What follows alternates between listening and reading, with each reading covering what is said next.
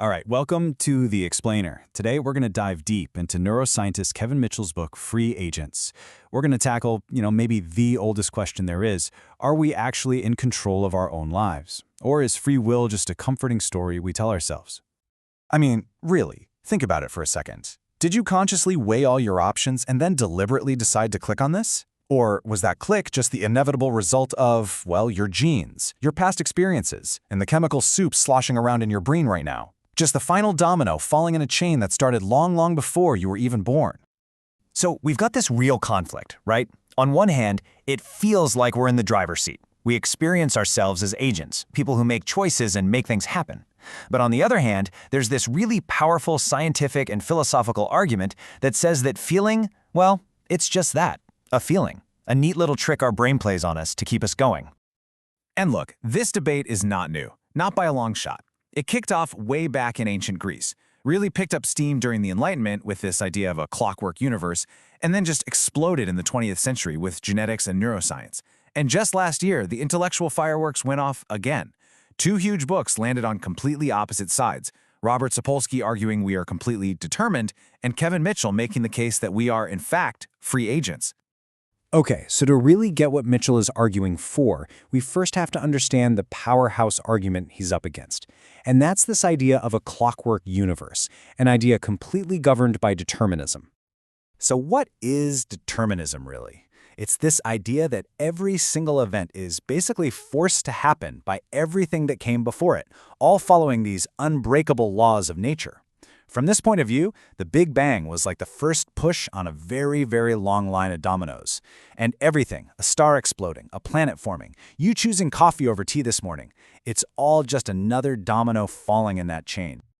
This brings us to a classic thought experiment called Laplace's demon. Imagine some kind of super intellect that knows the exact position and momentum of every single particle in the universe. For a mind like that, nothing would be uncertain. The future would be just as clear as the past. It's already written, you just have to be smart enough to read it. So here's the bottom line for the hard determinist camp. We are physical things, we're made of atoms, and we have to follow the laws of physics. Our brains? They're just incredibly complex machines. And that feeling we have of making a choice, it's just the last little flicker of a long, unconscious neurobiological process. We think we're the authors, but we're really just puppets, and the strings are being pulled by physics and the past. I mean, that's a powerful argument, right? And maybe a little unsettling. But this is exactly where Kevin Mitchell steps in and basically says, hold on a second. He argues that the determinists have missed something absolutely fundamental, a property that showed up billions of years ago and completely changed the rules of causality forever: life itself. This brings us to a really cool concept: autopoiesis. It literally means self-creation. Think about a rock. What does it do? It just sits there. It gets worn down by the rain, the wind. It's completely passive. But a living cell? Oh, that's a whole different ballgame. It's an active system, constantly working, constantly building and fixing itself to fight off the chaos of the universe.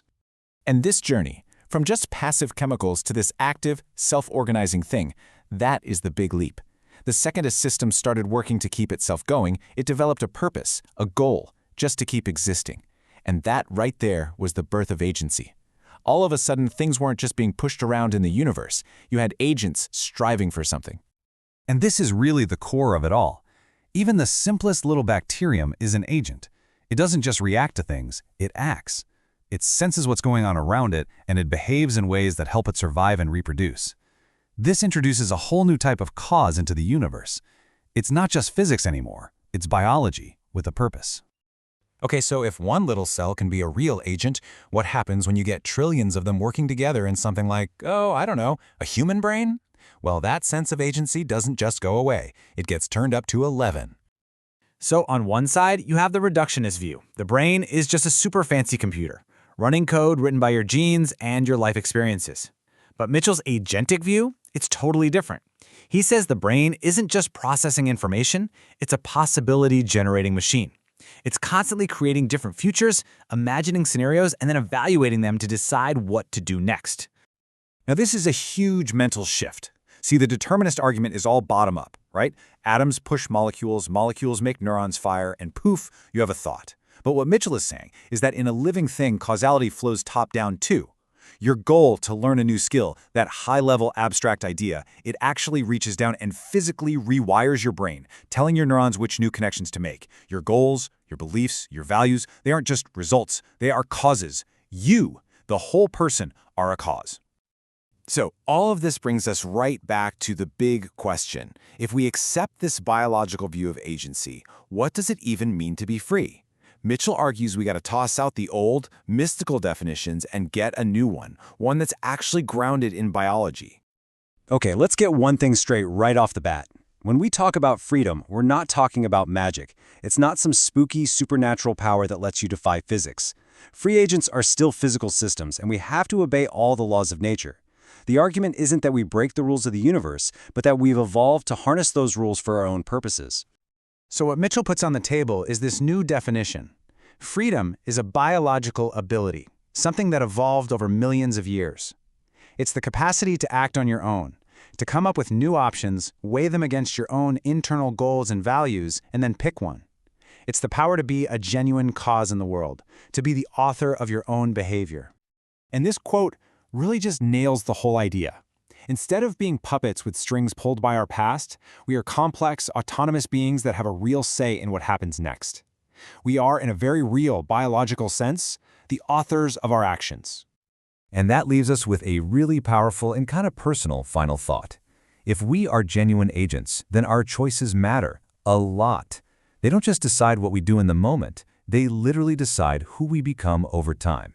Every action you take strengthens certain pathways in your brain, reinforces certain values, and builds your character. So, in the end, maybe the most important question isn't just, are we free? The real question is, knowing we are, who are we choosing to be?